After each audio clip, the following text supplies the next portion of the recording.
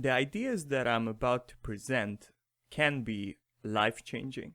If you're not familiar with personal finance and the early retirement community, the information that's about to come will blow your mind, and it will change your future plans, probably significantly. I know that when I discovered this, I couldn't believe it, and it had an almost immediate and rapid impact on my life, and it has enabled me to do things that I couldn't have done before very rapidly. So I hope I've got you hooked, because I really want you to listen to this episode. And I'm going to talk about financial independence and the extreme savings way in this podcast. And I want to begin with an exercise in imagination. So close your eyes for a second if you can, and imagine the freedom of getting a check every month that covers all your expenses. You just have to open the check, cash it, and all the rest of the month is yours. You can do anything that you wish, and you're 99% certain that this will keep going for the rest of your life. What would you do? You might want to retire, though I imagine that many people listening to the podcast aren't the retiring type. So imagine that you could do any kind of work, any kind of activity, without having to consider money. And this is not a handout that you're receiving. This is not based on some social program or winning the lottery or a rich uncle dying. This is something you've earned. You've earned it before, but right now, starting from today, you get this check every month. How would that change your relationships? How would it change your relationship with your boss? How would it change your relationship with your clients, with your coworkers? What would you produce, and how would you produce it?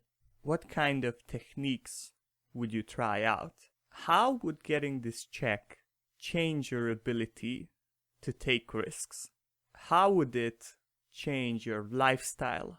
How would it change the amount of time you invest into personal development, into learning really meaningful things to you versus doing things that are meaningful to others? How would it change the allocation of your time to leisure, to relationships, through savoring the world? Well, in this episode, I will show you that getting this kind of income is achievable, and it's achievable sooner than 65 or whatever the usual retirement age is. It's achievable while you are still young, while you still have your energy. Most of the show's listeners are 24 to 34. It's not science fiction. It's not a scam.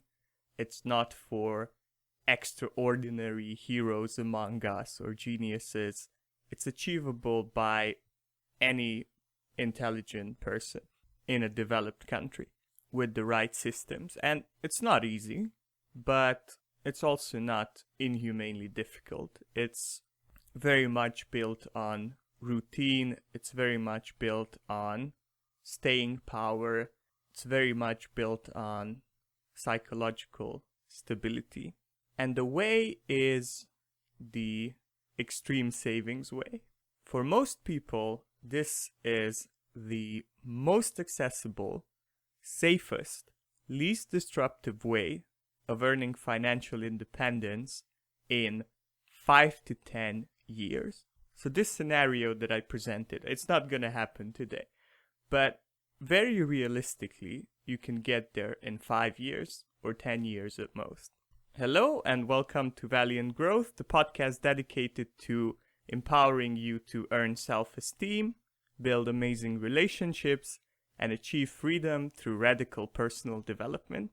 And today's topic goes into the achieve freedom bucket, more specifically, financial freedom.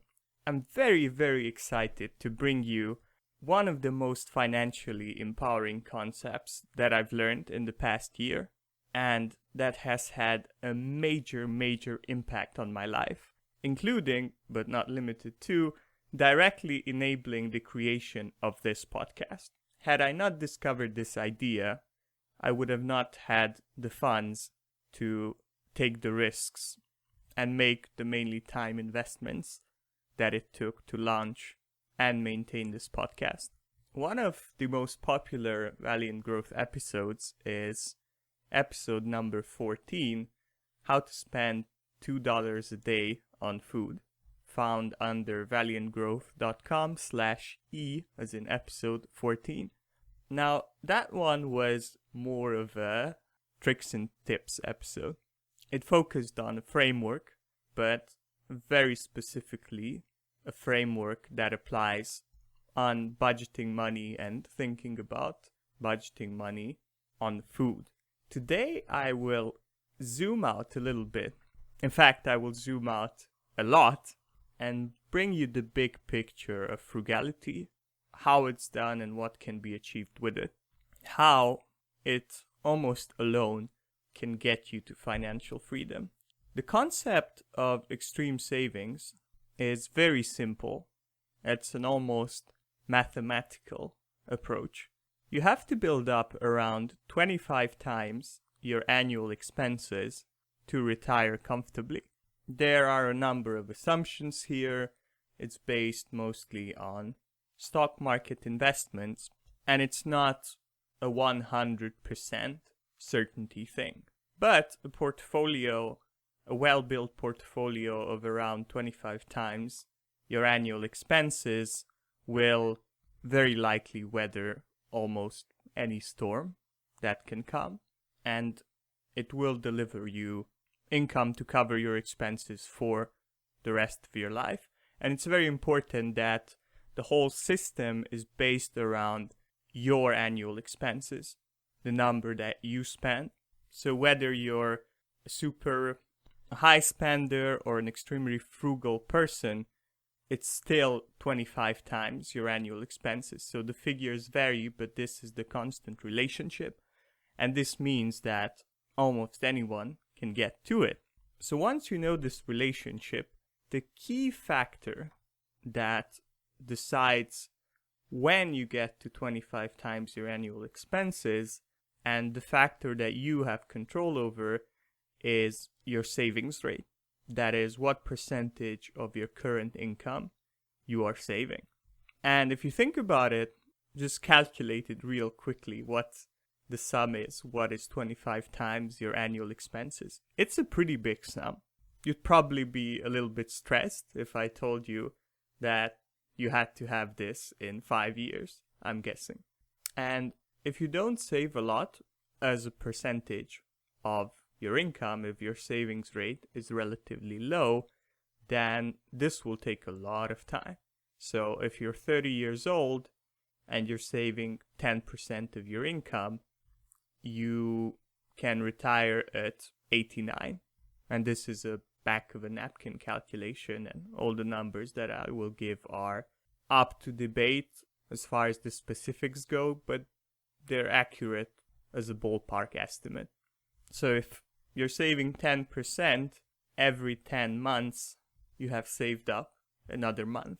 It's going to take a long time, even with interest, to get to 25 times your annual expenses. The good thing is that by increasing your savings rate, you're decreasing your expenses rate. And let me do a little bit of a correction here. So at 10%, it takes 9 months because you only need to save 90% of your income because that is your spending. That's how you save 10%. I hope that is clear. So say that you double your savings rate. So before at 10%, it took you 9 months to get an extra month. Well, at 20%, it only takes you 4 months because you have to collect 80% of your monthly or annual expenses and not 90. So it's not 4.5 months, but it's 4 months. And I hope I'm clear here. What I'm trying to illustrate is that as you go up with percentages, it escalates pretty dramatically, and the time it takes you to retire really falls faster than you would expect. So if a 30-year-old saves 50%, that is, splits his income exactly in half, his post-tax income exactly in half, and saves half, he or she can retire at 48. And if the percentage is 75, so if he or she can save 75% or 3/4 of his income, he can retire in 7 years at 37. So does this mean that he can only spend a quarter of his income? Yes. And here comes the big question. You might say, what? I want you to imagine it, actually. I just want you to think about it. I'm guessing that most of you listening are not extreme savers at this point. So imagine that from today or from tomorrow, you're limited to spending 1/4 of the income that you get. How does that make you feel? It's pretty extreme, isn't it? Well, hence the name of extreme savings. But it is possible. People have done it. And by applying consciousness, by really looking at how you live your life, it is doable, I would say, without major sacrifices. And that might sound controversial, but think of any other subject that you mastered. How many mistakes were you doing? How inefficient were you in that specific subject? Think of what you're best in. How much better are you now that you have invested all this time into study and practice than before? Well, the same applies to spending money. But before we get to that, I want you to really capture the amazing power contained in this single insight. The mainstream approach is to start work in your late teens, early 20s, and become financially independent at 65, and early retirement is still defined as 55 by many major banks, and heck, many people would be happy to retire at 55. But through increasing this savings rate, this one key factor, the time it takes to retire can be cut down drastically. Someone starting at 18 could quite easily retire and be financially independent, or be financially independent doesn't necessarily mean spending your time on the beaches. But anyway, someone starting at 18 could very easily have all of his expenses covered in their late 20s.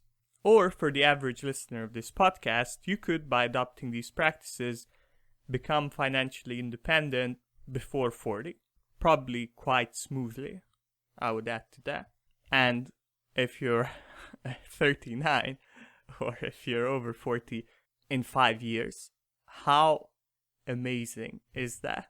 And all you need really is the information with a bit of habit building. So if you're hearing this for the first time, I honestly hope you're a little bit upset, because why didn't you have this information before? That's what I was thinking when I first found this. And it was a pretty random thing. It was a string of random discoveries through podcasts and all of that I first heard this idea.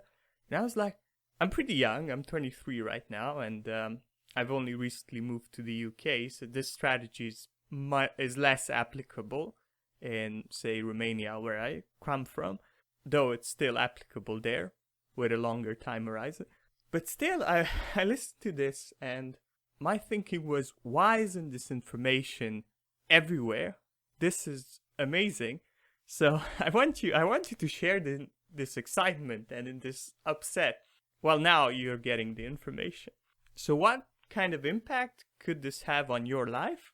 I talked about work in the introduction, but let's expand to the whole field that Valiant Growth operates in.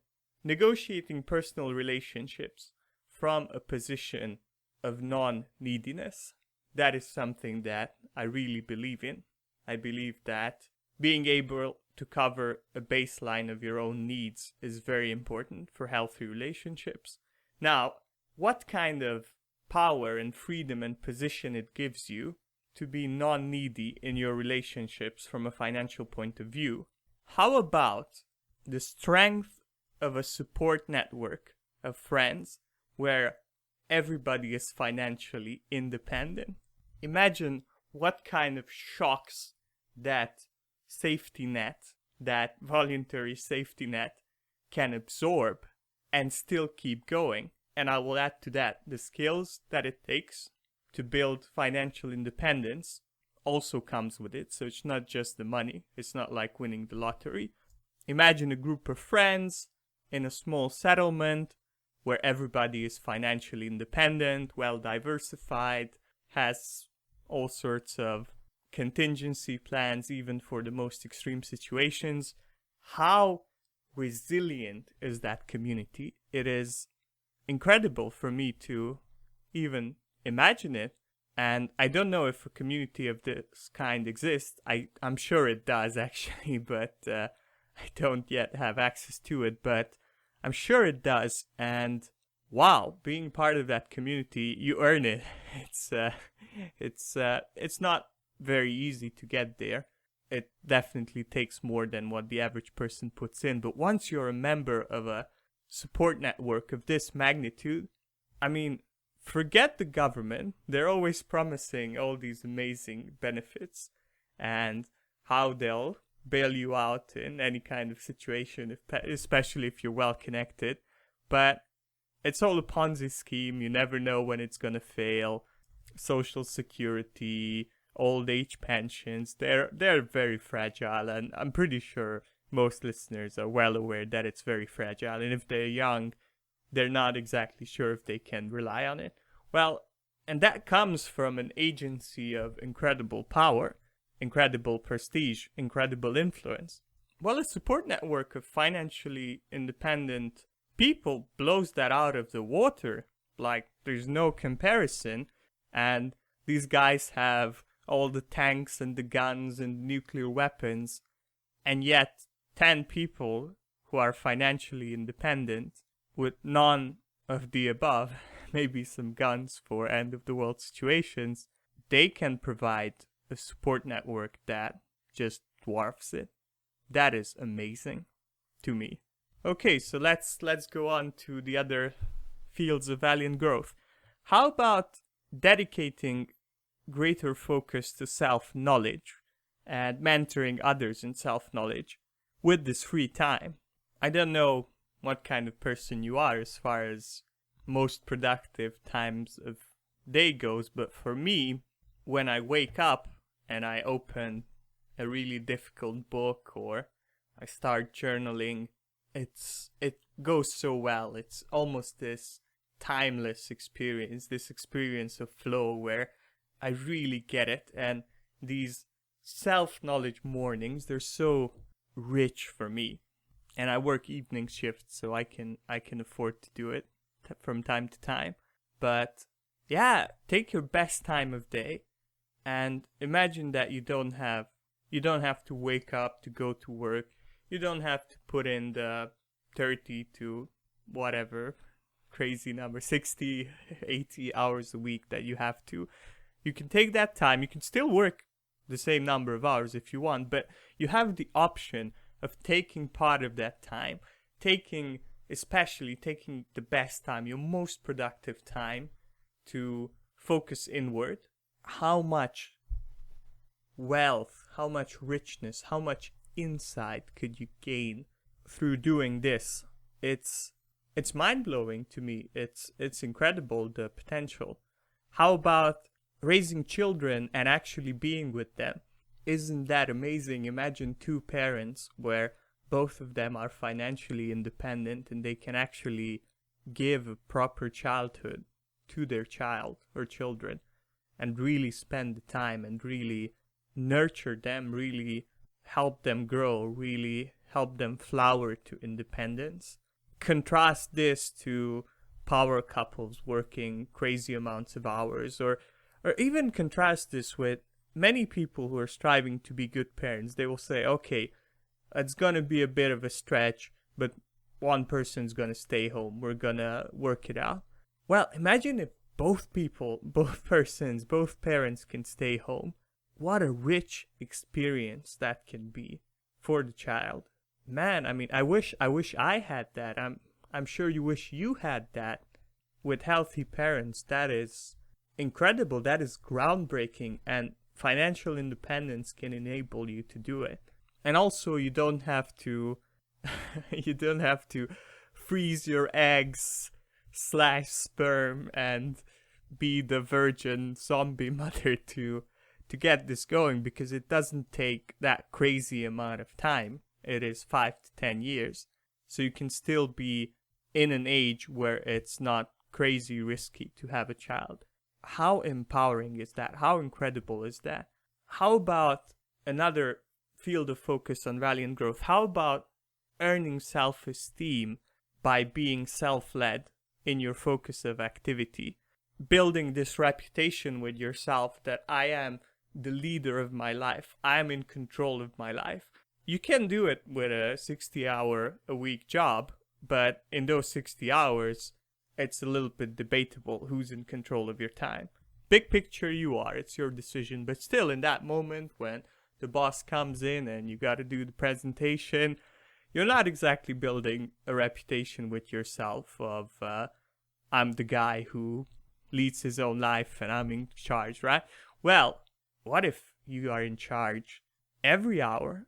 What if you're self-led? What kind of effect could that have on earning self-esteem, as said in the motto? Isn't that an amazing possibility? And I want to say there are pitfalls with this. There are people, and I listen to interviews where people suddenly become financially independent and they don't know what to do, and they're depressed, and they've lost the meaning of their life because they were feeling some kind of need with the work they were doing, perhaps with the social status they were doing. They were maintaining some kind of grandiosity or pseudo self-esteem. So it's not a magic pill. You need work around it. You need to do the self-knowledge, the psychological kind of work to be able to really benefit from this freedom. But say that you have it. How incredible can this be for your self-esteem? So let me talk real numbers here. Let me bring this into reality. So when I discovered this thing 1 year ago, I was 22 and I was working a full-time minimum wage job, so something around 45 hours a week. And 45 hours a month is pretty cool. I hope to get there someday. But so I was working a full-time minimum wage job, and so minimum wage, please focus on that fact. So not anything spectacular. With my savings rate at the time, 1 year ago, I was on the path of retiring at 40. That is a little bit more than 5 to 10 years. That's 18 years. But still, on a minimum wage job in London, I was in London, which is a very expensive city, and I didn't have all of my savings fully figured out at that point. So still, I could retire at 40 in London with this method, with this approach. And had I started at 18, that would have been 36. And that's assuming that I never learned anything else other than being frugal, investing my money, and I never did anything else. And I just, I was slicing bread. So I would slice bread for the next 18 years and I could retire. That is the power. That is the power that I'm talking about here. And I'm a pretty impatient guy. I guess it's my age. I decided that I don't want to spend 18 years on that path and slicing bread. So what I did instead is, of course, there are other aspects than financial independence, and I said I want to do something that's really meaningful to me. So I started this podcast, but I couldn't have started it without having saved up money beforehand in, 6 to 8 months that I worked this job. So I saved up enough money to be able to move to a lower expense area, cut my expenses further. Now I spend something around $10,000 a year or 7,000 pounds a year. That's my current expense level, and even that is a little bit high, and it is high because I am investing in myself. I have expenses with this podcast. I spend a significant portion of my income on therapy. I buy books that I read.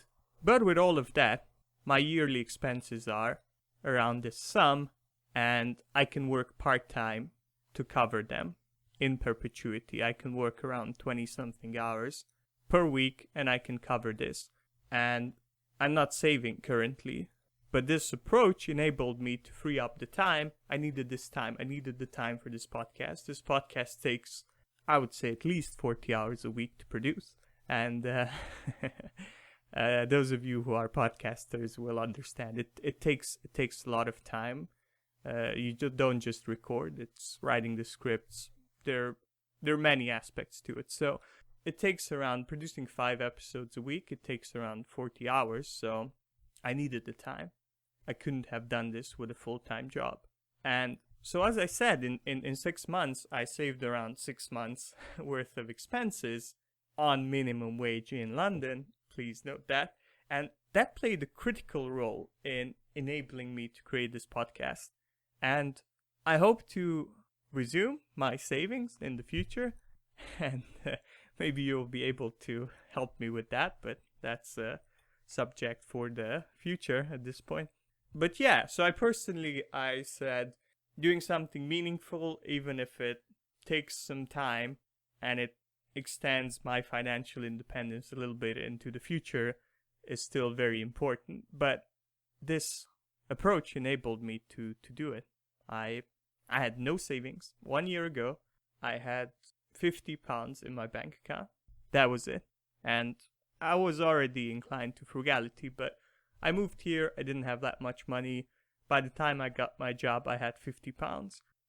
Fast forward to, I think 7 months later, I had enough savings to move comfortably, take some risks, not have to worry about finding another job. All of that, I could do that. And I haven't burned up all of those savings on a minimum wage job. So this is what this can do.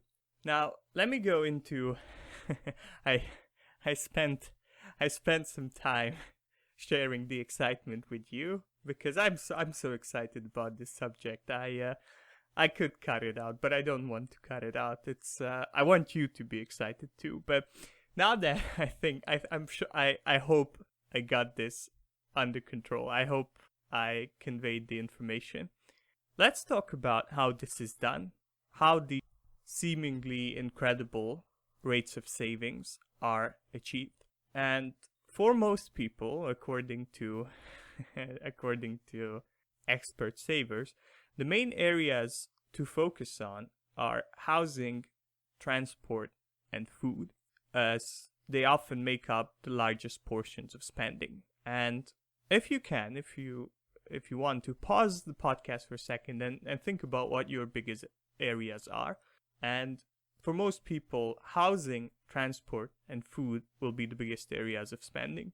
For me, housing is number 1, transport is 0, and food is very small, and it has always been like that. But this is where you begin your focus. And I already talked about food in episode number 14. Pretty cool episode, valiantgrowth.com/E14 to learn about how to spend $2 a day on food. Now, when it comes to housing, someone who's on extreme saving will usually choose to buy as little house as possible. And that's a term that they use, and I really like it, because housing space is just another question of quantity and quality that you purchase. You might have a fixed idea of, well, I need X amount of space or X style of accommodation. That's the absolute minimum. And where the extreme saving approach comes in, and what they're saying is that be critical, be skeptical, question that need. Do you really need that amount of space? Do you do you really need that? Or are you just using it to house your stuff? If you had half the stuff that you own right now, would you still need it?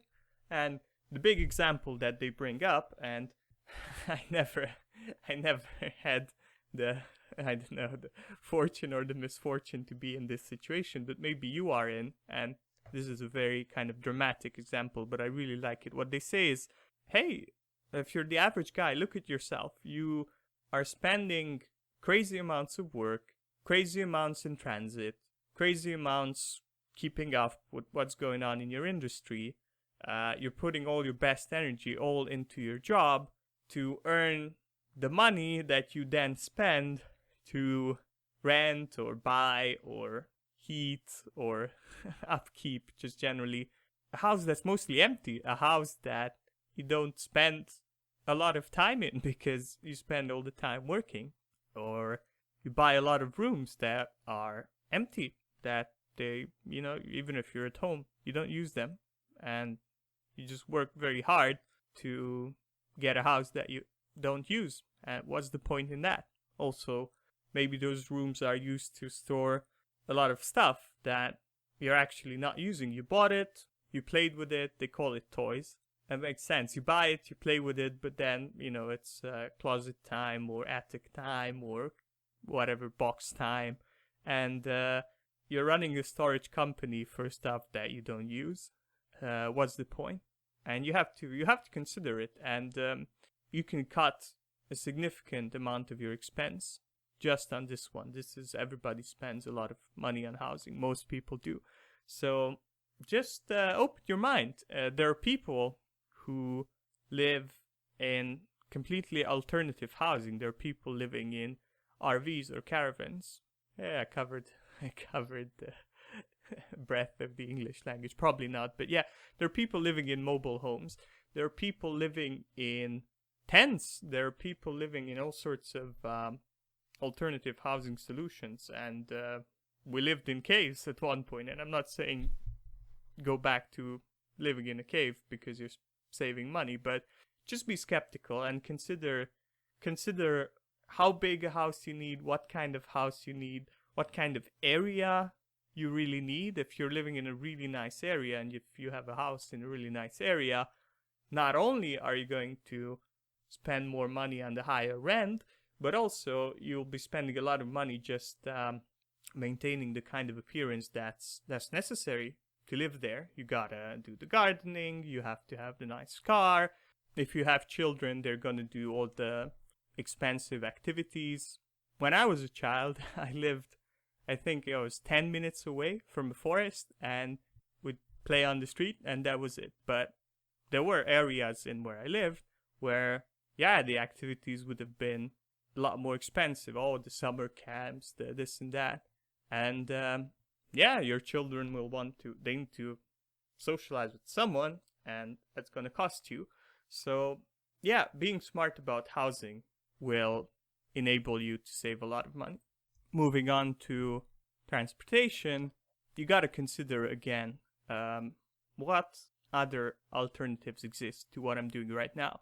And it could be something more radical. It could be something a little bit more unusual. You might have to move outside of your comfort zone, but you have to think, if you're maintaining an expensive car, do I really need that expensive car? Could I use something that's less expensive? Could I move closer to my job? For some of my listeners, my younger listeners, it could simply mean, hey, do I need this public transport monthly fee? Is this really smart to use it? Hey, if you're in London, could I find a job that means that I don't have to use the underground? That's a big expense if you're living on minimum wage. I found a job where it was a nice 15-minute walk. I had a friend, for him it was a 40-minute bike ride, if I remember it correctly. But he liked it. He did it. He saved a lot of money with it. So consider saving on transportation.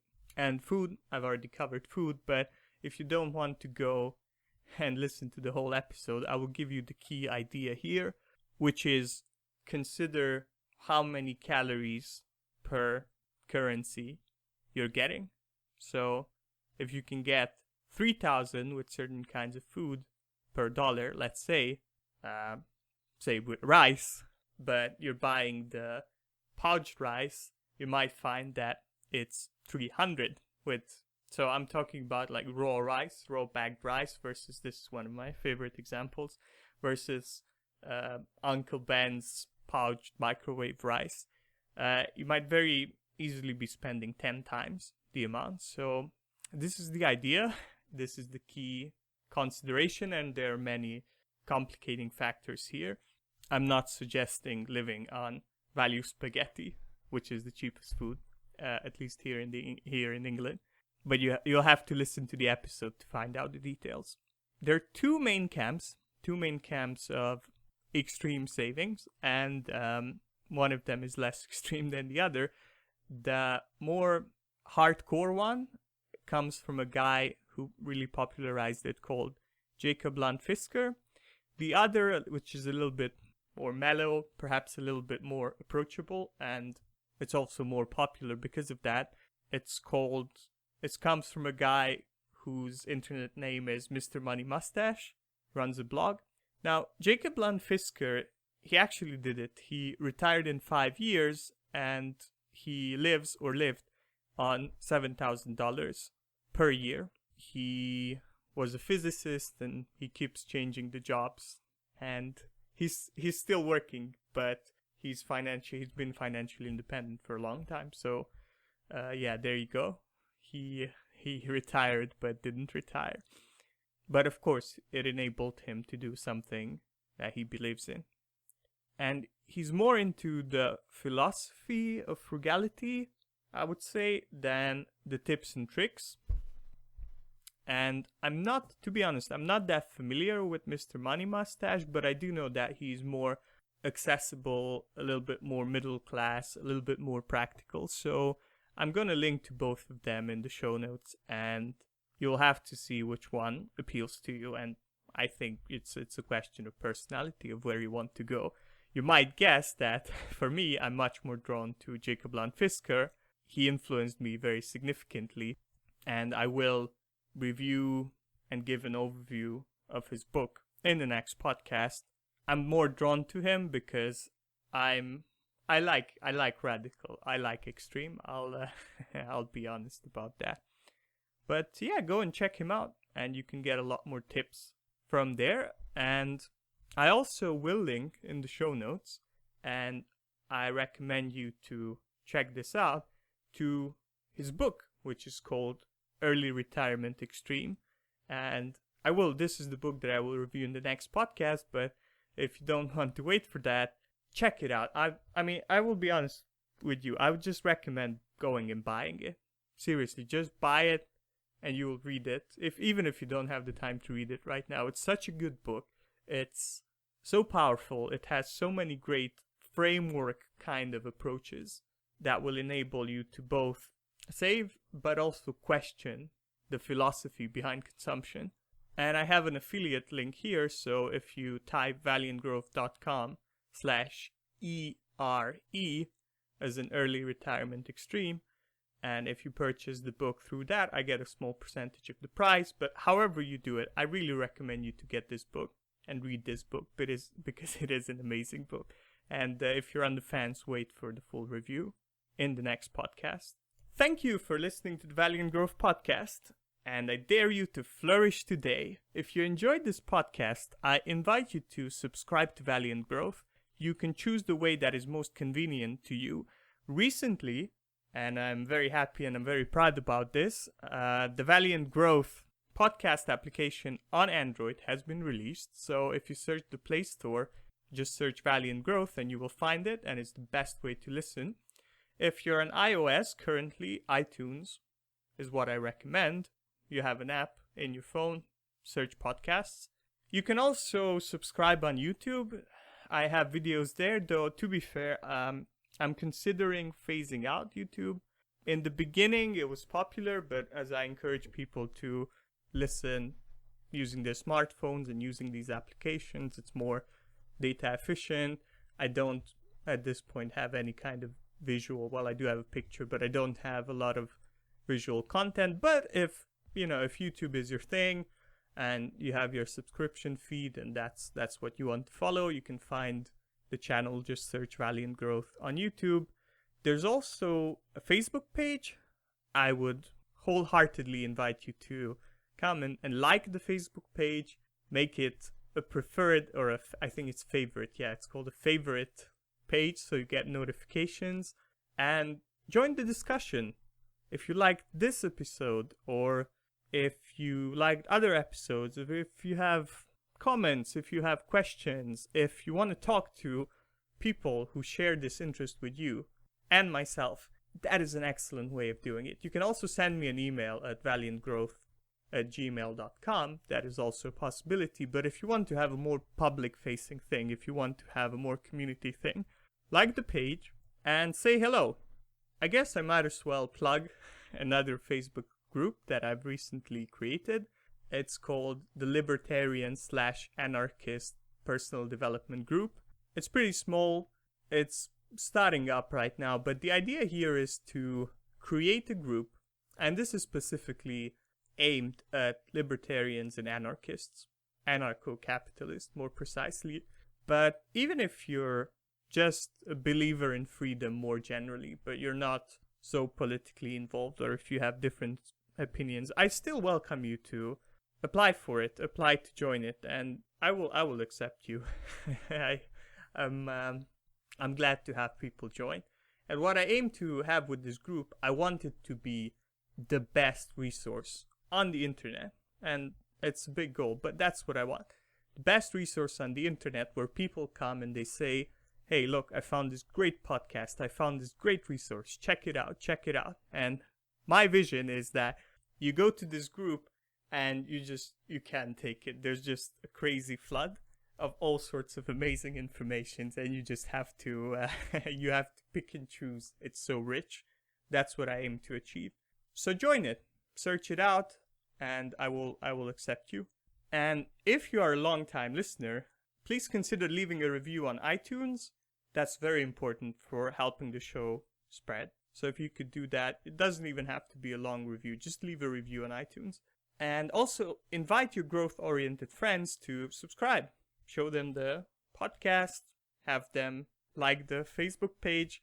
If you're getting value, I'm sure you know people who are like you, who would also get value. Also, and this is the final announcement, or the final request, if you liked today's show specifically, I've had a special kind of mood today, and I had a script, but you probably noticed that I approached things a little bit more different. I went off the script a little bit more. I edited a little bit less. So I'm curious. I really enjoyed producing this podcast. This episode specifically, I've perhaps enjoyed this more than any other.